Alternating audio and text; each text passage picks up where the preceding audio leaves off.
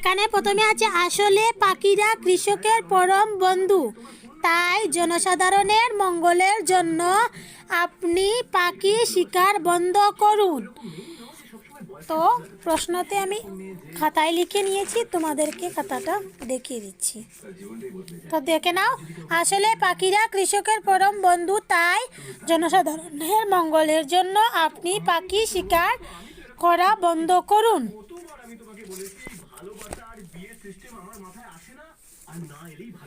কথাটি উত্তরে, কথাটি মধুকর রাজা সর্বধনুকে বলেছিলেন। সর্বধনু রাজার প্রিয় শখ ছিল প্রতিদিন পাখি হত্যা করা। পাখির মাংস ছাড়া তিনি অন্ন গ্রহণ করতে পারতেন না। তীর ধনুক দিয়ে তিনি সব সময়ই শালিক, বক প্রভৃতি পাখি মেরে ফেলতেন। একদিন সেই দেশেরই মধুকর নামে এক যুবক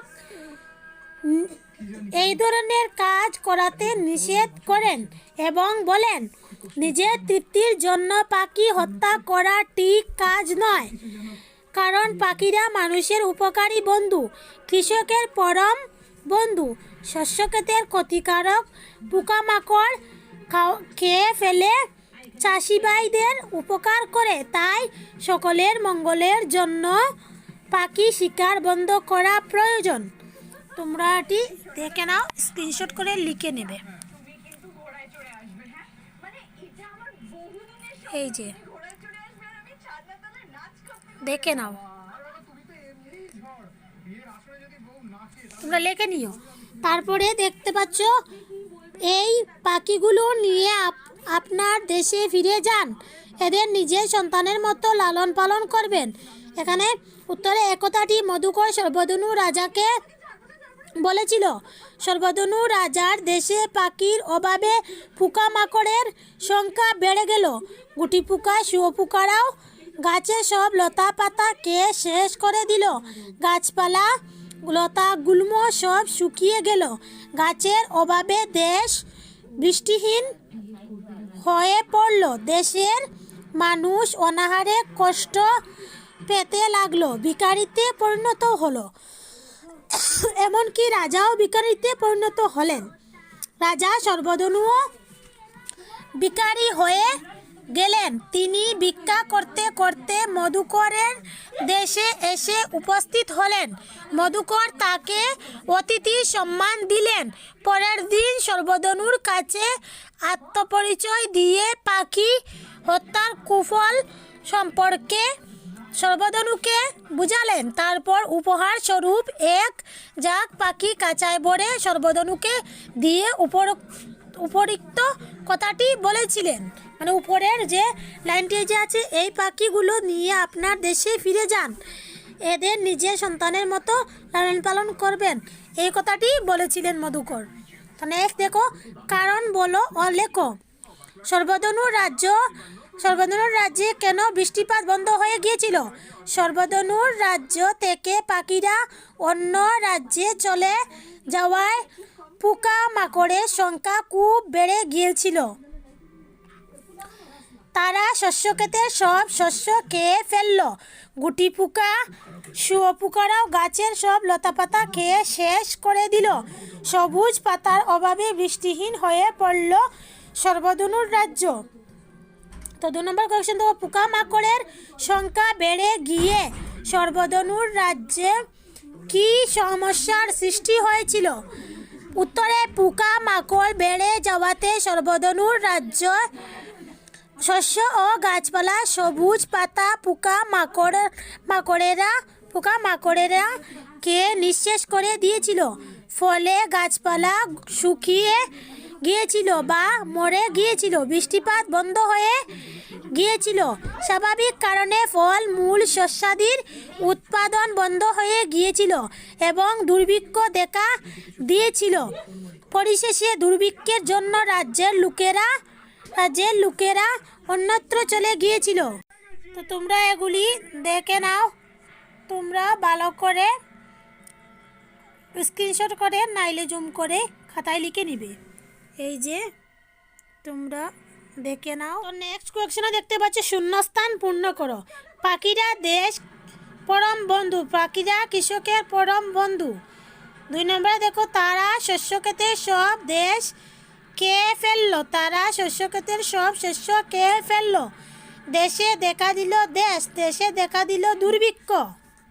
নেক্সট দেখো পেজ নাম্বার 12, পাতা নাম্বার 12 লেখা আছে এসো যুক্তবর্ণ ব্যঙ্গে পড়ি ও লিখি। দন্ত্য নয় ভয় দিয়া নব ন যুগ ব, নয় ব দিয়া মানে যুক্ত বর্ণ ব্যঙ্গে লিখে শব্দ গঠন করবে। অন্বেষণ অন্বেষাস সমন্বয়, তারপরে গ যুগ ব দিয়ে দিগ্বিজয় দিগ্বিদিক, তারপরে ক যুগ ব দিয়ে পক্ষ পরিপক্ক, ব যুগ বর্গে জিও দিয়ে কুজ্জ।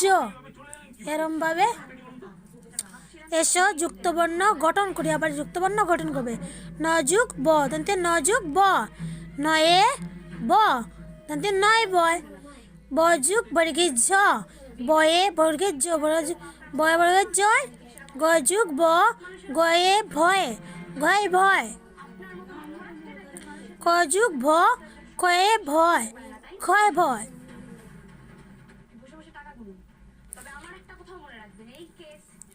তো এখানে দেখো লিঙ্গ পরিবর্তন করো, আমি কিন্তু লিখে নিয়েছি। দেখো লিঙ্গ পরিবর্তন রাজা, রাজা কি হবে? লিঙ্গ পরিবর্তন করলে কি হবে?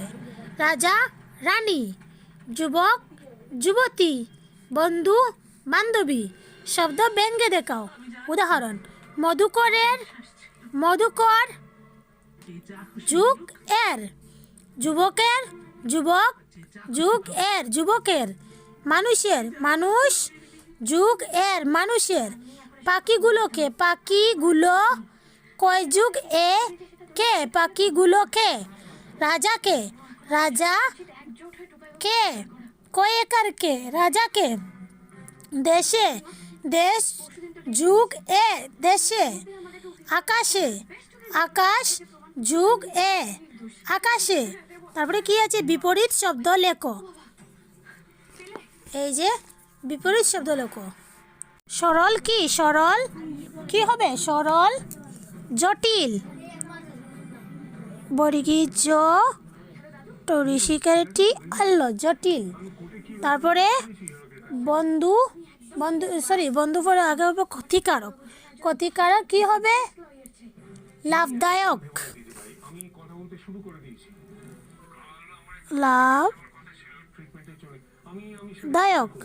বন্ধু শত্রু উচিত অনুচিত।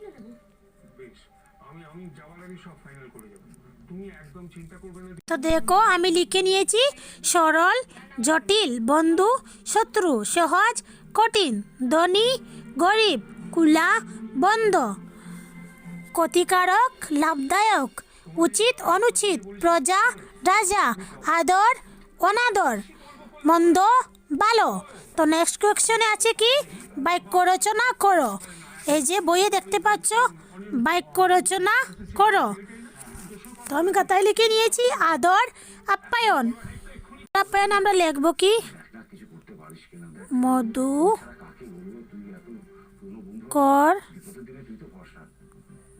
নিজের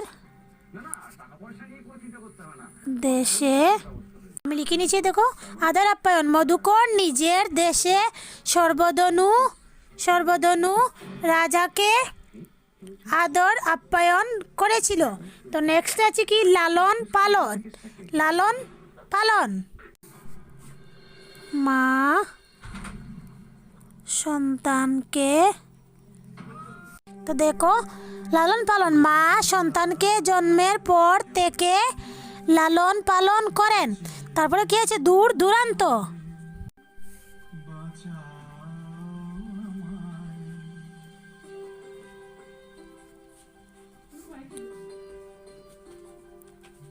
তো দেখো দূর দূরান্ত থেকে বিভিন্ন জাতের পাখি আমাদের দেশে উড়ে আসে।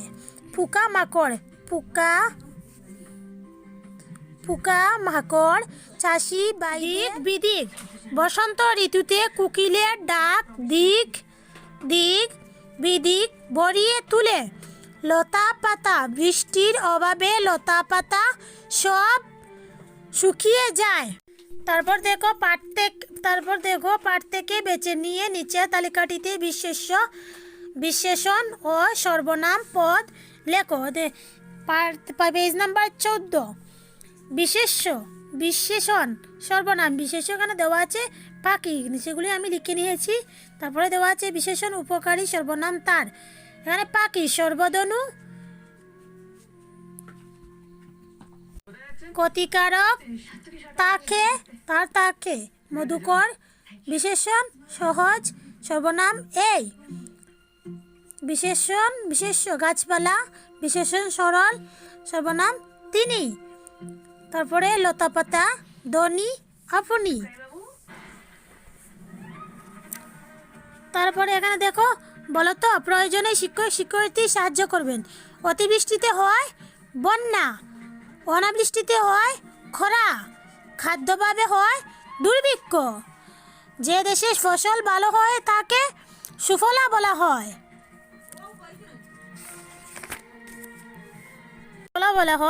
বিভিন্ন ধরনের পাখির ছবি সংগ্রহ করে অ্যালবাম প্রস্তুত করো এবং ছবির নিচে পাখির নাম লেখো। পরিবেশ সংরক্ষণ ও সজাগতার জন্য 3টি স্লোগান লিখে শ্রেণীতে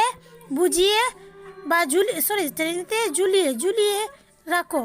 এই গল্পটি অসমের এক বিশেষ জনগোষ্ঠী রাভাদের লোককথা। অন্য কোনো জনগোষ্ঠীর লোককথা শিখিয়ে শ্রেণীতে শোনাও। তো তোমরা ভালো করে মনে রাখবে, এই গল্পটি বারবার পড়বে আর মনে রাখবে পাখি মানুষের পরম বন্ধু। পাখি মানুষের পরম বন্ধু, বিশেষ করে চাষিদের পরম বন্ধু। তো ভিডিওটি ভালো লাগলে লাইক, শেয়ার, কমেন্ট ও সাবস্ক্রাইব করতে ভুলবেন না। আর যদি কোনো ভুল হয় থাকে তাহলে আমাকে কমেন্ট করে জানাবেন, আমি ভুলটা শুধরে নেব।